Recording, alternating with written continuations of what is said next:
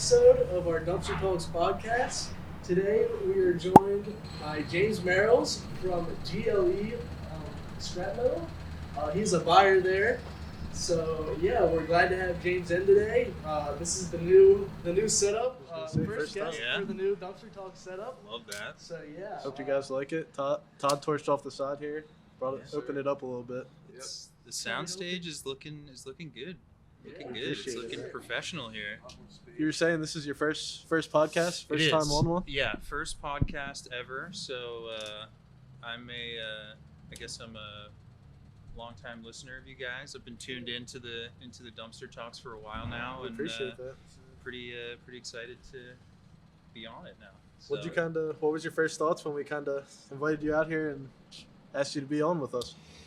Yeah, I was a little nervous, putting myself out there, but no, I'm glad to share my experience and get to know more about you guys and what you do, and I appreciate what you guys are doing. I think it's pretty refreshing to see you guys out here kind of taking a different approach and putting yourselves out there. So we appreciate that. Absolutely. Thank you for coming out here, because we always see you I always see you on my LinkedIn. You're always like one of the first people to like it, so we appreciate the support. Yeah, absolutely. And LinkedIn is, I think, a double-edged sword. I think there's a lot of fluff on there that you can kind of tune out, but I think when you stumble onto something like this, what you guys are doing, which is, it's really genuine. It comes across really genuine. I'm going to tune into something like that, especially, in our business. So. Yeah, for sure. Yeah. Well, James, so going back, how did you kind of first get started, like, in the scrap business? And have you been in it for a while, or are you new to the whole buying metal? So, I'm kind of getting a little bit longer in the tooth. Okay. This is my 13th year in the business. I started, funnily enough, with ELG metals, stainless steel and nickel alloy processor. Started in their Pittsburgh facility, which is where I'm from.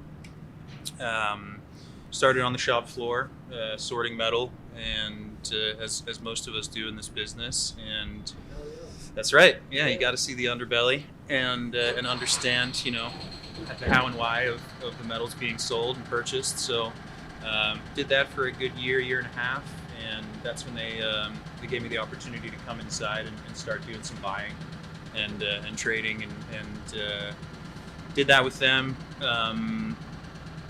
Did that on the corporate side for a little while, and then at the time they were getting more and more into the high temp alloy business and the titanium business. So they wanted me to be part of them ramping that up, and I moved to the West Coast, moved out to Los Angeles for a little while, and tried to work with companies, different manufacturers, buying and recycling their high temp alloys and their titanium. Was it kind of How long were you in LA for? LA, I was there almost 2 years. 2 years? Yeah. How was life over there? It was interesting. I'm not a huge California person. It's beautiful weather and it's very interesting. But LA's kind of just a slog. You're constantly battling to do anything. So it was okay, but eventually an opportunity came up. I probably took the biggest sort of flip on a move ever. I went from Los Angeles to Wichita, Kansas. Wow. Yeah. So spent some time in the Great Plains in Wichita, and which was equally as interesting as LA, and then kind of bounced around from there. I was in upstate New York for a while, and then I switched back from the high temp side to buying bulk loose stainless, and got back on the corporate side and moved to Mobile, Alabama. Wow. Yeah. So you've really been all over. Yeah, you've been bouncing around. You went to college in Colorado. Yep. You've really been all over the state. Do you think do you like traveling around and seeing different states like that and living different places, or? Yeah. When I was doing it, it was a lot of fun. It was kind of, I was kind of raising my hand for every opportunity and kind of chasing the next big opportunity within the company, and it was a blast. It's kind of what you want when you're 20, just go see the next thing, go do the next thing, just keep taking the next opportunity.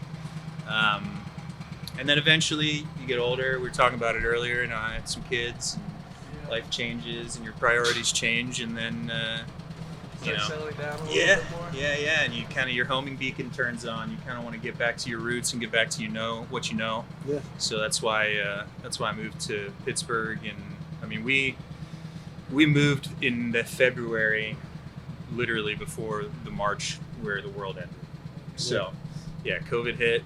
I wasn't doing anything. I wasn't working. I was remodeling the house that we live in now, and luckily the owner of GLE called me up. I used to do a lot of business with them in the Southeast. We have a lot of yards in Florida, so I would buy their stainless. And Danny and I, the owner, Danny Zach, we became good buddies. And so when I went home, he said, "What are you up to?" I said, "Nothing." He said, "Do you want to come work for me?" And after some back and forth negotiations, I signed on with the guys at GLE. Went from ELG to GLE, which is most people think is a joke, but it's real. Yeah, it's real. It happened, and it's been great. It's been a lot of fun. You were saying, like you said that your dad, when you were younger, he ran ELG.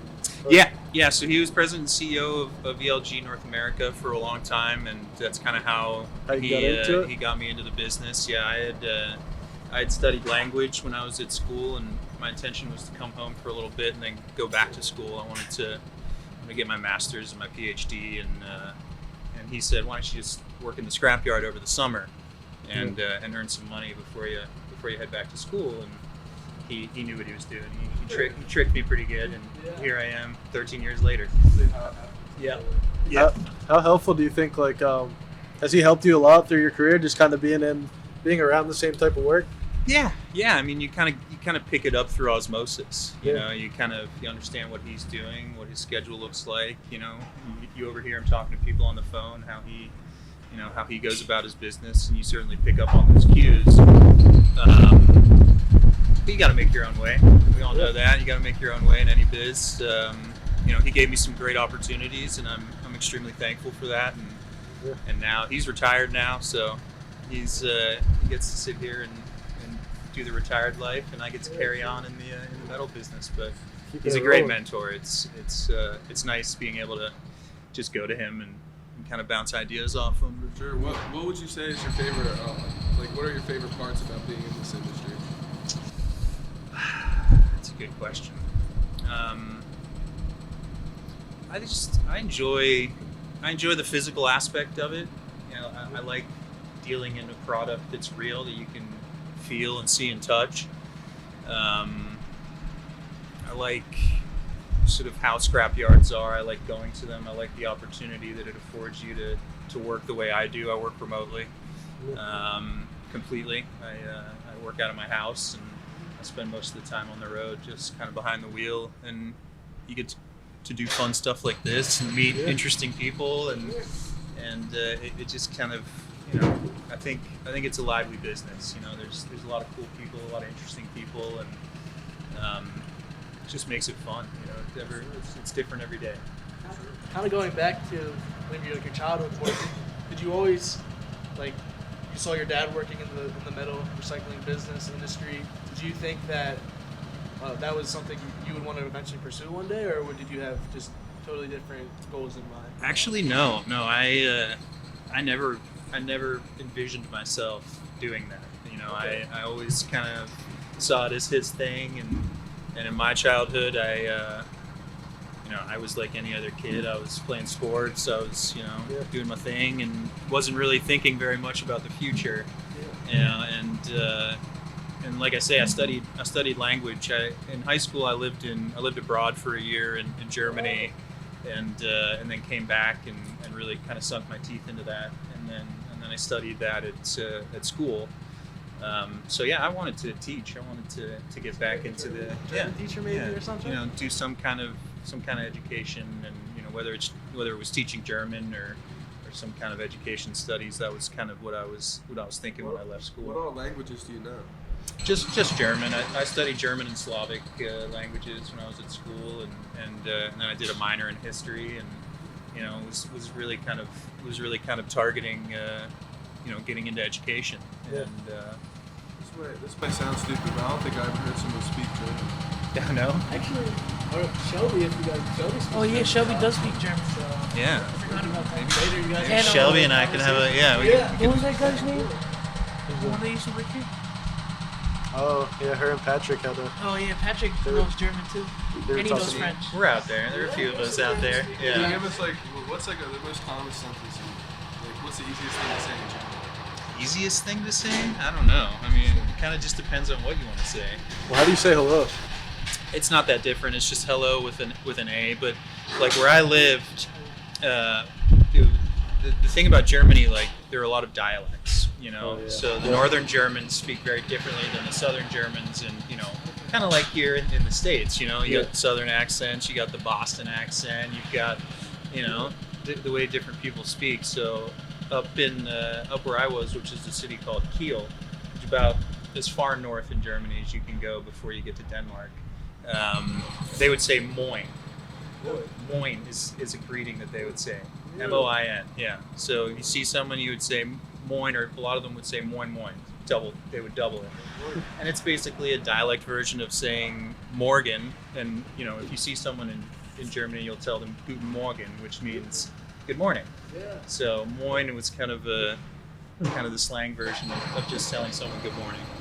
Does that translate into your job now? Do you ever find that you meet someone who speaks German? Well, it worked well when I was at ELG because ELG was previously owned by a conglomerate called Haniel.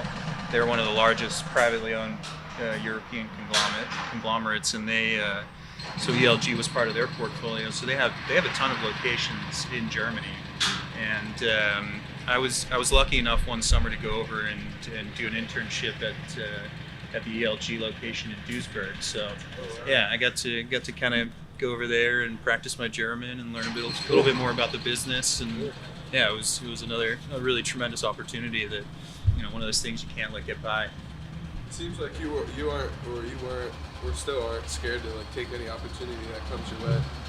No, I think that's important in this business.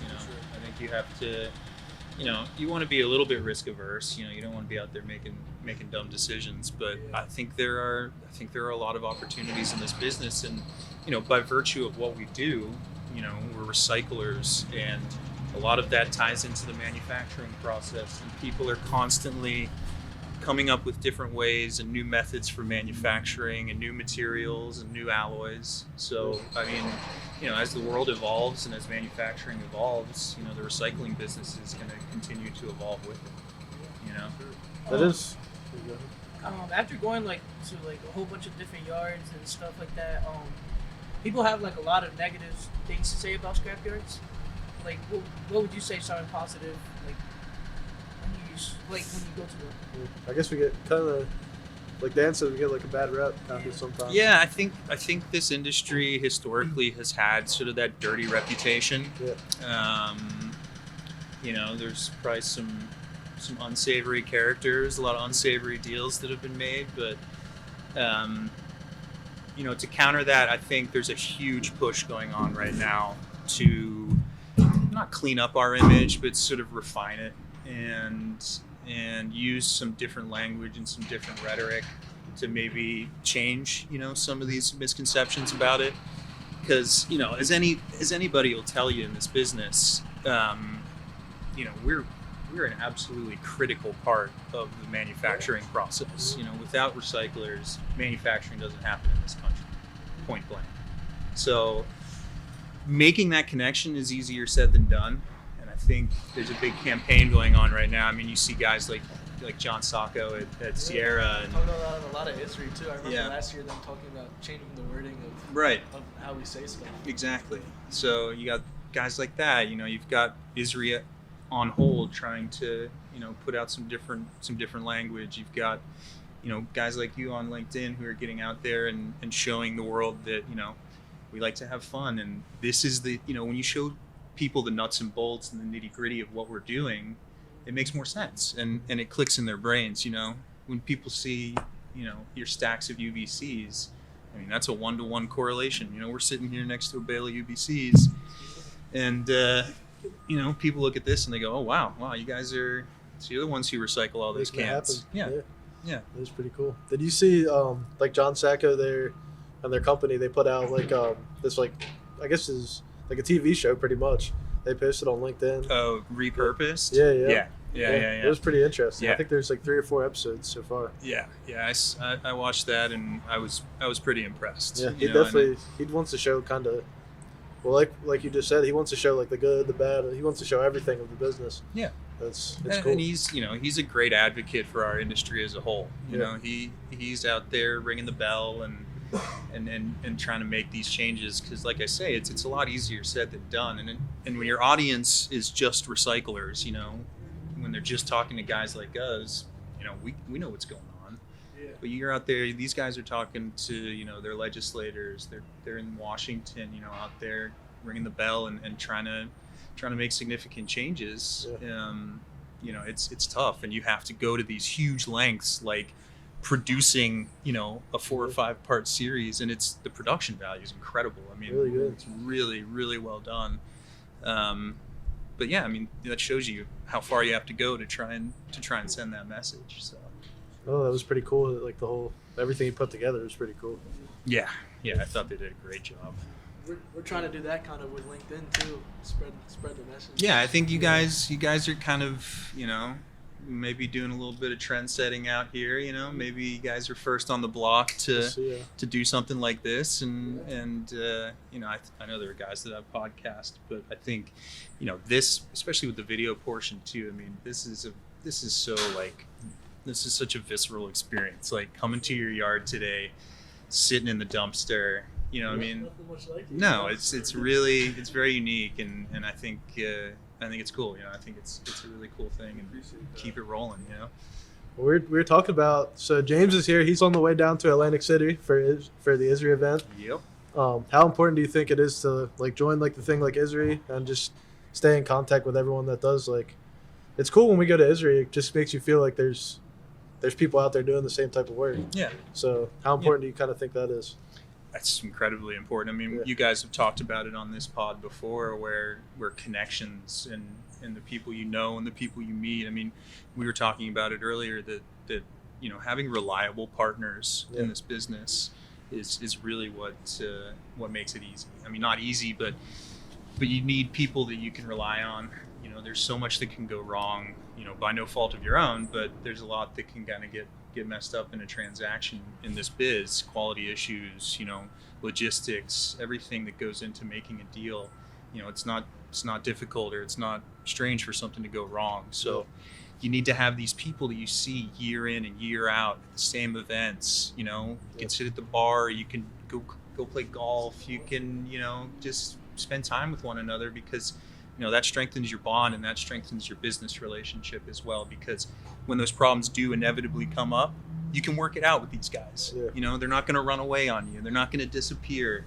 You know, you've got their phone number. You got pictures. You know, they're sending you pictures of their kids, things like that. Yeah. So that's what's important. Is, you know, ISRI provides us with platforms and with events that we can, you know, we can all get together and connect, and I think that, you know, that's what makes the gears go, is the people in this business and the strong relationships. It's cool. Like, I never really thought, like, I guess you build those connections, and then like your connection is based more on just scraps. So they want to see you just win, really. Yeah, I mean, like, we you all just want to help each other. Yeah, we all want to win in this business. I mean, we're all here to do what we're here to do, which is, you know, make money and enjoy what we're doing. And I think that you know, when you have trustworthy partners and you have people that, and that's not to say that, you know, I can't call you up and say, hey, I want to be involved with you guys, and you know, if we end up doing business, great. If not, great. I like networking. I like knowing people who are in my market, who are in my business, and you know, I have tons of guys that I call regularly, despite I know that I won't buy a pound from them, but I just want to know what's going on. And this is another biz where information sharing is critical. It's critical. You also never know who that other person might know. Yeah. Like, one thing that I found that I met with like a lot of brokers within this past month, and like I was nervous going into it because I don't know everything yet. I probably never will because I'm 20. But it's just so nice to see like how like willing they are to just like help you out, like give them a phone call, FaceTime them if you have a question about anything. Even here at the yard, they're always there to help, which is makes you feel comfortable, especially as being new into the industry. Yeah, I mean, what has your guys' experience been like? Because you're at the point now where you're learning the underbelly, but you're starting to get back out, or you're starting to get out there and see a lot of the commercial side too. So I'd like to get y'all's perception of this business, just getting started. We can go around if you want. I don't know. When I first started, it was mainly for me just basically helping with processing metal and like basically torching, baling metal. But yeah, as the years went on and months went on, we've kind of evolved and we're looking to grow into different areas around the metals industry. And yeah, I think Dan does a really great job at leading us and helping push us towards what we want in our lives. And yeah, I think that's like over the last couple of years, I've definitely evolved that way. Yeah. From just being like torching or whatever. I'm more in like the social media stuff now. Yeah. Doing podcasts and stuff, but I'm really excited to see what else is out there. I know there's tons of Right. different opportunities. Well, it's good because you didn't, there are a lot of guys that come to scrap yards and they see it as a job. They see it as something that they have to do to make money. Yeah. But if you can kind of see beyond that, and see what the opportunities are, long term, I mean, it's endless. You can do whatever you want in this business. Sure. I also feel like working at a scrapyard, like we came here early, and like, all right, like we're all 20, 21.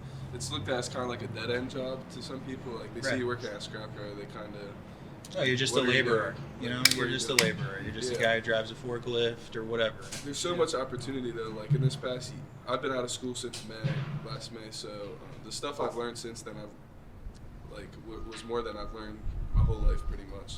So it's good to. It's a lot of practical knowledge. Yeah. And it's Mm-hmm. more like hands-on. Like you can learn like a lot. School is amazing, especially like for certain like doctors and like stuff like that. But like I feel like you really have to get hands-on to like. You can learn for 4 years in college, but you're never really gonna learn it until you're in it. You gotta get down and do it. Yeah. And it's also I learned that it's like more than just scrap. Like you said, like the connections as well. Like when I would go out and try to connect with someone, I'd automatically talk about scrap because I thought I'd have to. But you could just make a connection on football, like Colorado, stuff like that. A lot of the scrap stuff and the transactional stuff becomes secondary. Yeah. Because the prices are the prices, Yeah. the market's the market. It's all about creating a relationship where someone says, yeah, I want to do business with that guy. Because I don't know why. I like him. He does what he says. He's reliable. And I think that's, if the price is within a penny or two, then you're probably going to get the business because it's like, yeah, I like that guy. For sure. Have you found it harder since like kind of transitioning? I don't know if you've always been remote work, but has it been harder to make those kind of connections when you're working all online now, or is it you still get to see people? No, because I try and get out as much as I can. I try and spend as much time on the road as I can. But the biggest barrier was getting started kind of in the aftermath of COVID, because you're out there trying to meet people and do what it is that we're talking about here. And for a long time, people were like, nah, we're good. Don't come here. Don't knock on the door. We'll figure it out eventually. So, trying to build your book of business during that time, that was challenging for sure. But now it's great. I hit you up on? I think I hit you up on LinkedIn. I think so, yeah. And it was just like, hey, I'm coming your way. I'm going to Atlantic City. Can I swing by? And and again, no talk about biz, no talk about nothing. Just was like, I like what you guys do, and I want to come hang out. For sure. Yeah. We were happy to have you. I think you are one of the biggest fans of Sahd too. So yeah, we definitely had to have you Guilty. here. Yeah. No, but so going back to the metals, kind of, do you have any predictions this year, or what could happen? What do you see maybe happening? It's everyone. It's Yeah. always hard to tell with what's going to go on. But Yeah. I know interest rate hikes are probably going to be getting more of those, and metal prices may be going down. But yeah, what do you think? My crystal ball has been really foggy, especially at the beginning of the year. You're not the first one to give that answer. Yeah, it's it's tough, man. It's difficult to make any kind of an educated decision anymore because, I mean, how take today for example. COMEX has been trading kind of that $4 plus range, 4 to 4.05. Been pretty consistent like that for about a month. And this morning we lose 12 cents a pound. And that, that just makes business very difficult. It makes when the more of an educated decision you can make, the more you can sort of do some controlled speculation. It gets easier, and you understand your costs, and you understand how these transactions are going to affect your bottom line. Now you lose 12 cents in a day, suddenly you're scrambling. Imagine these huge companies. Are they going to adjust their scale prices? Are they going to put out the war cry to change this, change that? I mean, it's tough to be nimble when you're having 10, 15 cent swings in the markets that you're trading on. So I don't know. I think a big effect is going to be what the Fed does. We're going to see what the Fed does and see how the dollar does. The dollar seems to be a direct correlation to COMEX. He said they're meeting next week, right? Yeah, next week. I think so. Is it the 22nd or something? Yeah. 21st. I think with the bank stuff going on, they seem to have kind of softened their tone a little bit. They were talking about a 0.5 point hike.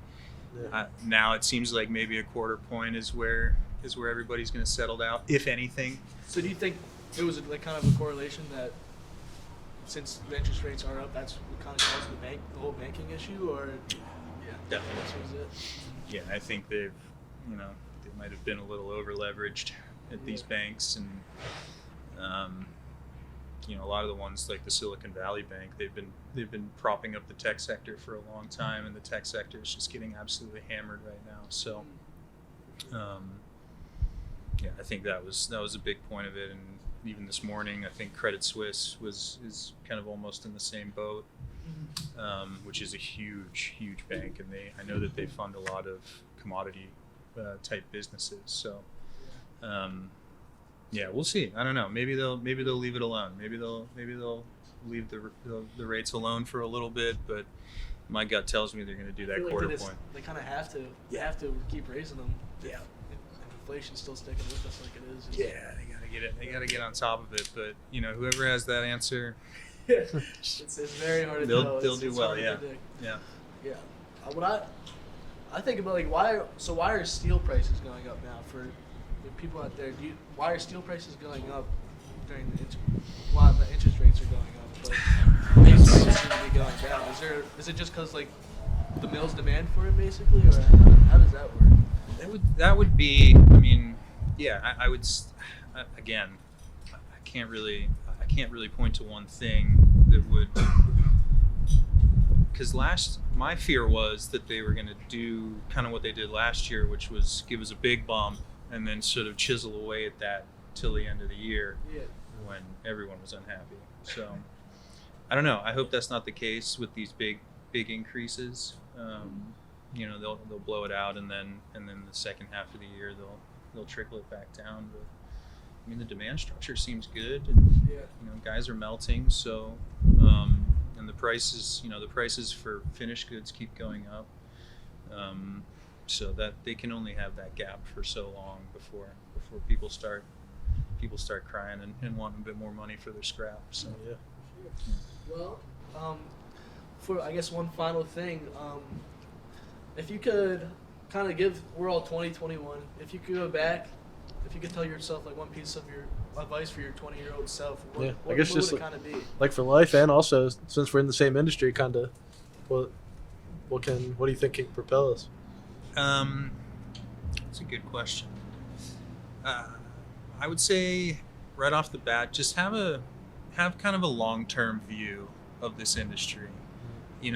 It's it can be dirty, it can be time intensive. You can spend a lot of hours in your car, a lot of hours on the road. It can kind of grind away at you. The things that you enjoy.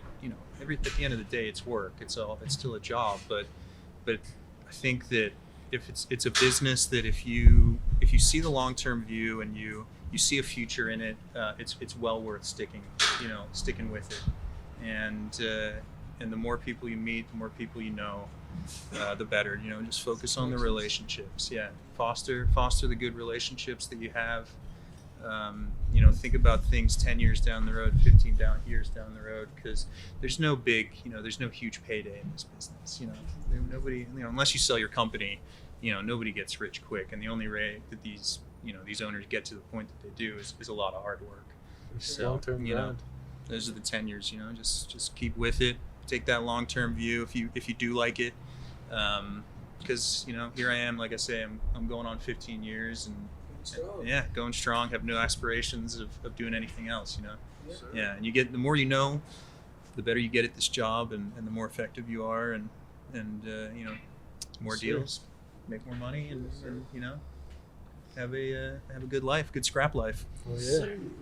But yeah, James, thank you so much. Yeah. Appreciate it. Having you here in the dumpster. I know. We're glad Appreciate you it, got to see guys. The first new setup Yeah, here. I guess you guys liked it. The setup is strong, very strong. We'll Looks definitely good. Have to get you back sometime for sure. Yeah. Next time you're in the area. I'd love to do the part 2 sometime. So sir. yeah, maybe we could do a little Atlantic City breakdown or something. Hell yeah. We'll Sure. post Atlantic City. Maybe we'll do a LinkedIn post for Atlantic City tomorrow. There you go. Yeah, Let's go. yeah. That sounds good. Thank you guys. Yeah. See ya. Thanks, guys. Appreciate it.